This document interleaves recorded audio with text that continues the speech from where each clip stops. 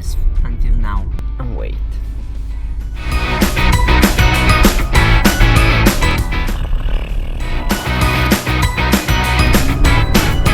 I cannot say it's not beautiful, eh?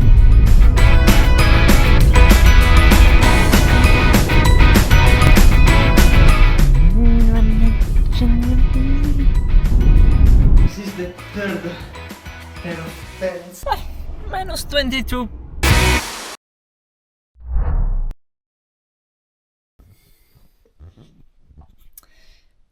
Now this is called. We're in Togliatti to go to Ufa.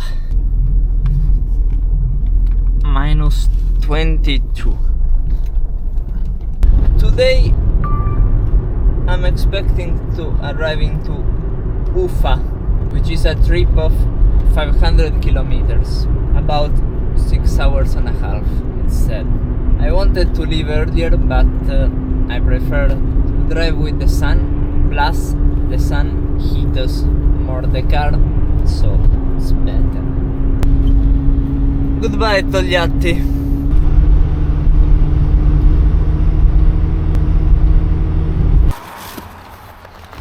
А все люди делают это на машине? Когда холодно. Ну, сегодня холодно или нормально? Сегодня Да. средне. Ну холодно. Холодно. Хорошо, когда 10 градусов.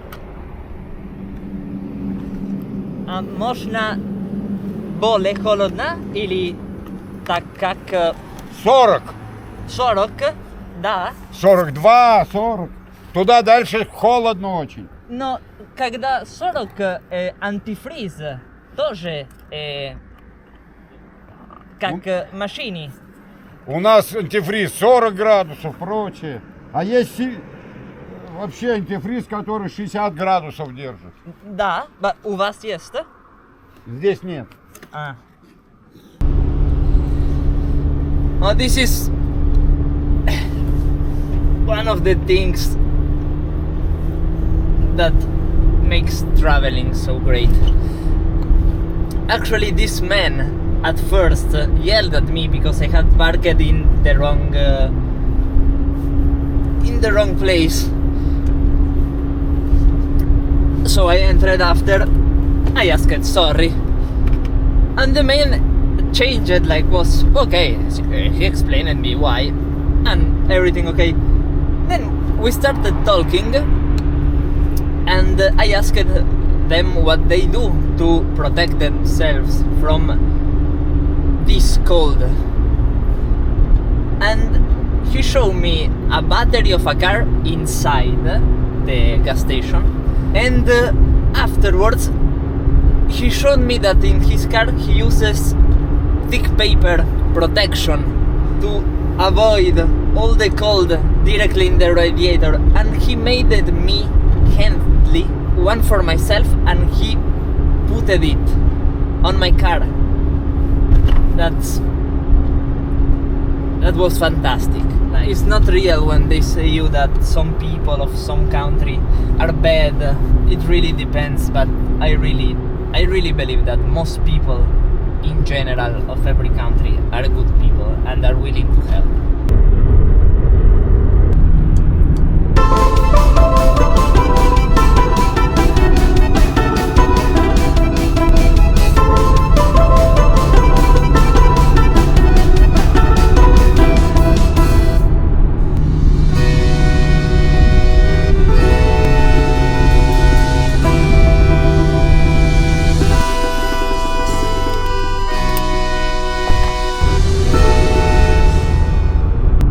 Approaching the Urals, the mountains that divide Europe from Asia. Even if the border between Europe and Asia is, let's say, not so clear, like everybody has its own opinion on where it is, but more or less everyone puts it on the Ural regions in this part and in the Caucasus. And this highway is the M5, which is called Ural, because it connects the western part of Russia with the Urals. After it continues to Vladivostok, and yes, so this is the Ural highway.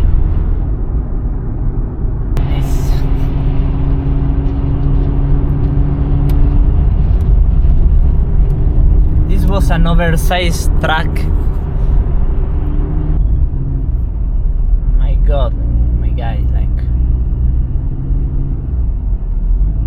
go for it. No, sometimes in Russian streets there are stops. More or less explained later. I'm guessing or a police control or some problem with some truck or some car. It seemed like it was some road cleaning. Now we have just entered Tatarstan Republic. Tatar people is an important community here. Actually, is like 1/3 of the population is Tatar. In Ufa is the city of the three people: Tatar, Russian, and Baberskirs. We will pass through Tatarstan Republic and then enter Baskyria. That is where is Ufa, and Ufa is the capital of Baskyria region. Still 230 kilometers from here. There it is, Respublika Tatarstan. Those are extraction points. Okay, and today also GPL. Luckily everyone is nice, even if I don't understand. That's nice.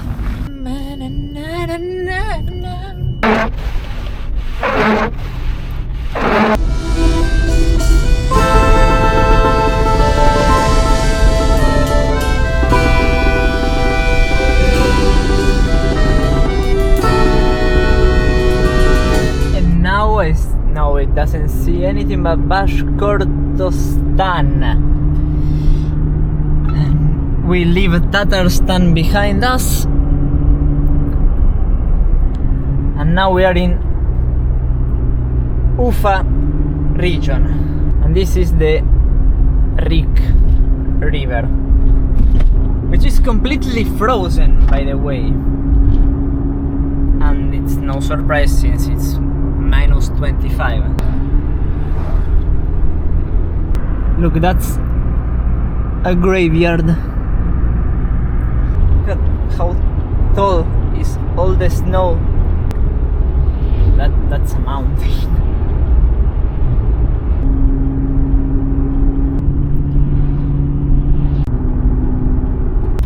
It's night. Now, I actually wanted to start earlier today to not be in this situation again. But the problem is that also at morning it's dark. And I think it would be even dangerous to drive at the morning because there is less cars and the roads might still be frozen and not so clean as they are now, which are really good conditions. So I decided to arrive at night at my destination. I thought it would be less time, but seems like every time it's more time that I think. But well, it's 80 kilometers to Ufa, so I'm hoping that in an hour I will be there. Here I think would be the Ufa river. We are 30 kilometers from the town itself.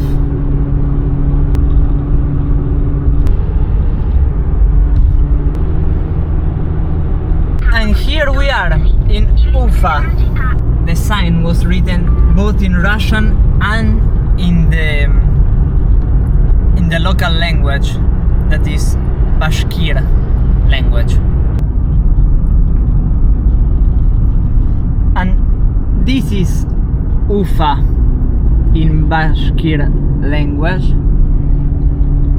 and that is Ufa in Cyrillic in Russian, and there you can see also Ufa in Latin alphabet.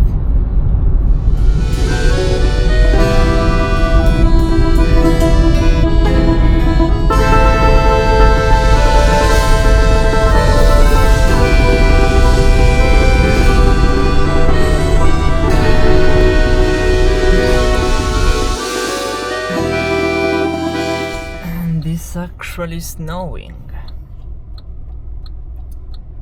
which at least will clean. Big words, but yes. Ufa. Minus 22. I'm trying to enter the hotel, and I have to take my hands out, and I don't know why, but they hurt so much.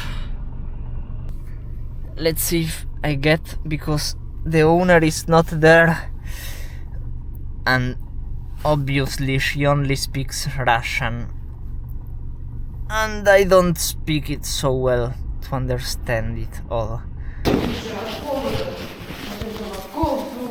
Very. Oh my God, it was hard and it's not over. Yes, should be all right. But it's actually quite big. Very big. Come to Russian winter.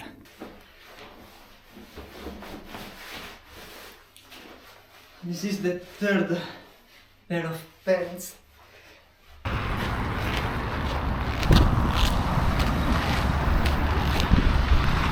Ufa is big, it has more than 1 million inhabitants.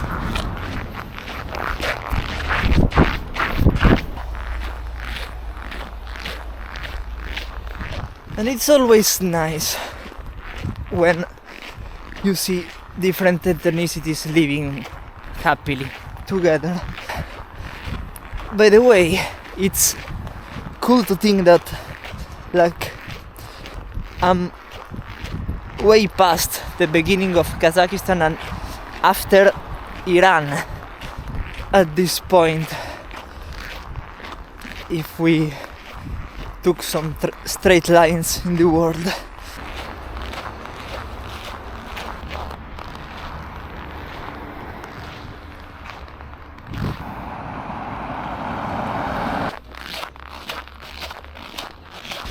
So, and after this little walk, it's time for me to go to the apartment. Also because the weather is truly freezing. It's minus 32 the feeling, so yeah. Let's go for a hot shower and to prepare tomorrow for Celjabinsk. Now is the moment of truth, and to hope the car will start. We are on the road.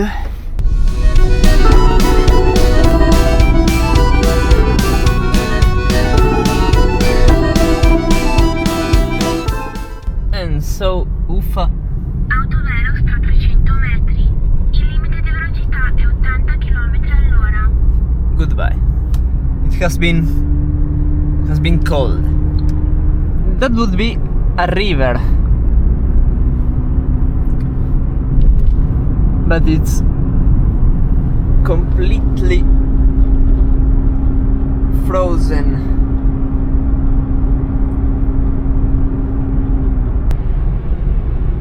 Here the deviation for Celjabinsk, which is, by the way, only taking back the M5 we left today. We left yesterday. Sorry, to go to Ufa.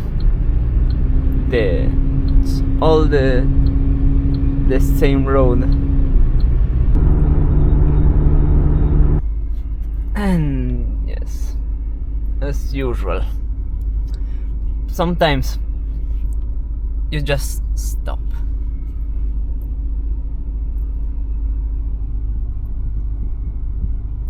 And wait.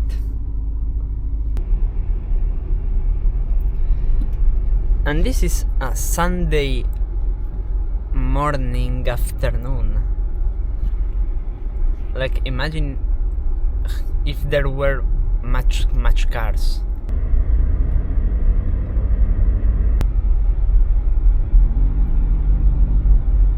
Probably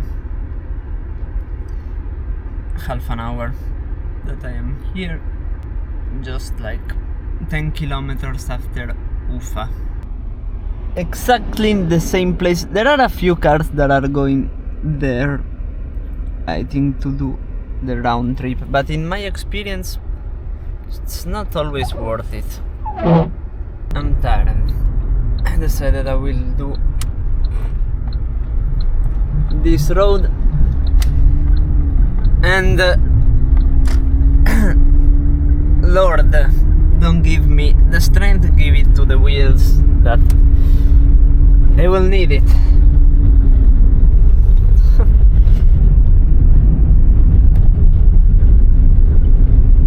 I cannot say it's not beautiful, eh?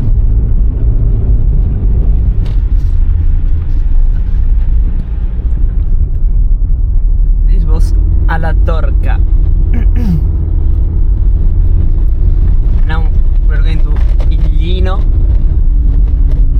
from where we should retake the road without traffic.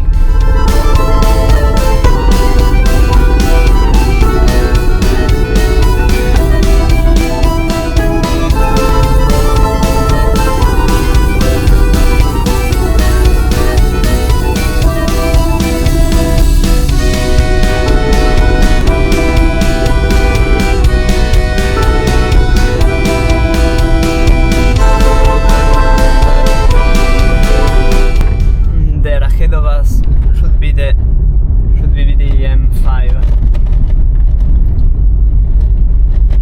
and I hope we have avoided the jam that was before. At the end, it turned very good to pass through that town. One, because it was beautiful, and two, because actually, like, there was a gem, gigantic gem, and I cannot explain how or why, but well, back on the road to Celjabinsk, 370 kilometers.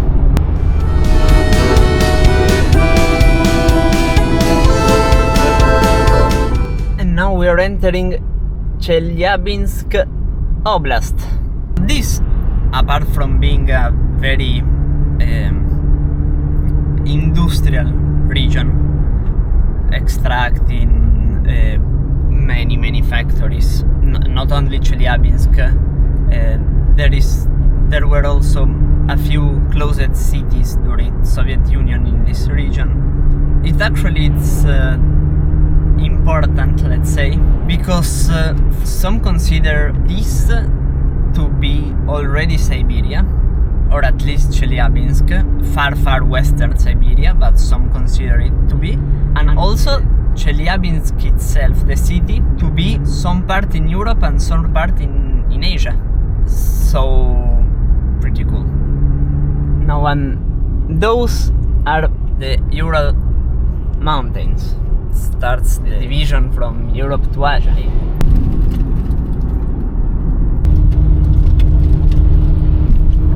I wanted to check something on the GPS and did the fatal mistake to get out, and there's no internet, but anyway, road is always straight, so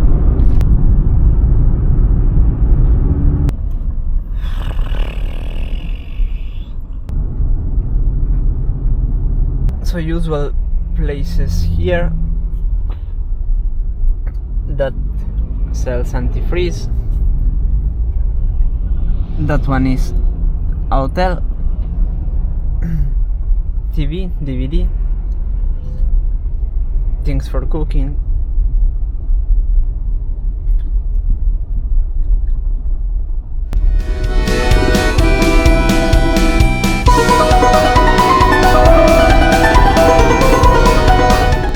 This would be a river, but the water is long gone. Tough conditions to work. Plus they are working also today, that is Sunday. And a lot of trucks are working today, that is Sunday.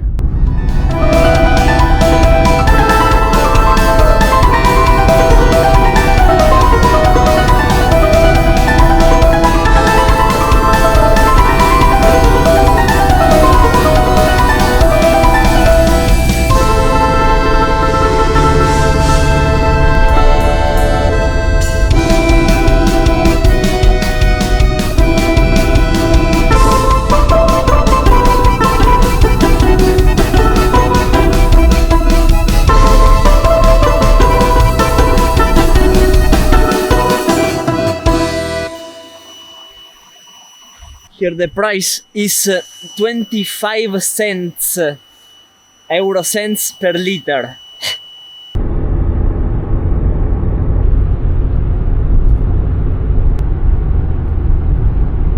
We're 200 kilometers now. We're almost midway from Ufa,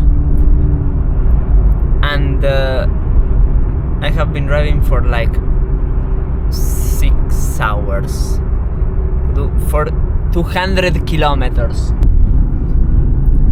This is one of the worst places on earth to have to build a connection. It's incredible to be on it. The medium speed on this road must have been maybe 50, maybe less until now.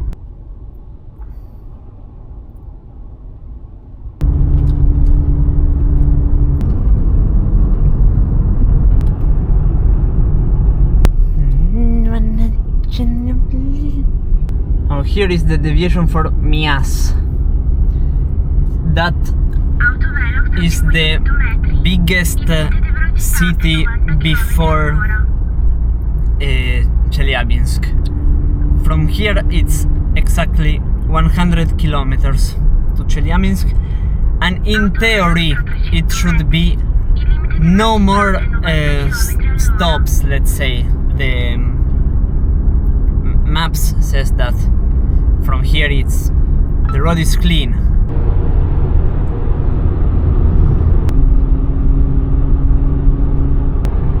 And there it is, Celjabinsk.